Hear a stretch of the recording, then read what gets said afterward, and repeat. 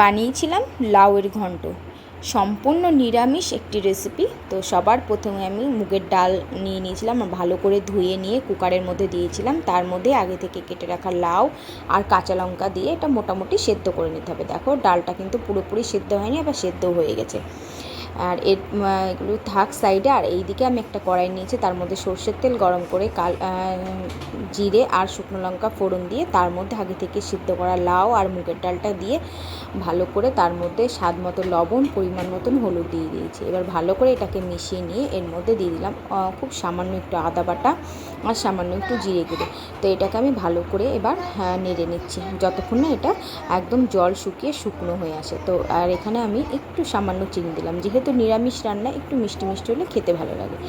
আর এই দেখো কতটা শুকিয়ে গেছে। আর সব শেষে নামানোর আগে আমি এখানে ধনেপাতা কুচি দিয়ে দিলাম। আর এই দেখো আমার কিন্তু লাউয়ের ঘন্টটা কতটা শুকিয়ে এসেছে, একদম রেডি। তো বন্ধুরা, এই লাউয়ের ঘন্ট রেসিপি তোমাদের কেমন লাগলো? যদি ভালো লেগে থাকে তাহলে অবশ্যই একটা লাইক করে দাও, বন্ধুদের সঙ্গে শেয়ার করো, আর কমেন্টের মাধ্যমে ভুলো না কেমন হয়েছে জানাতে।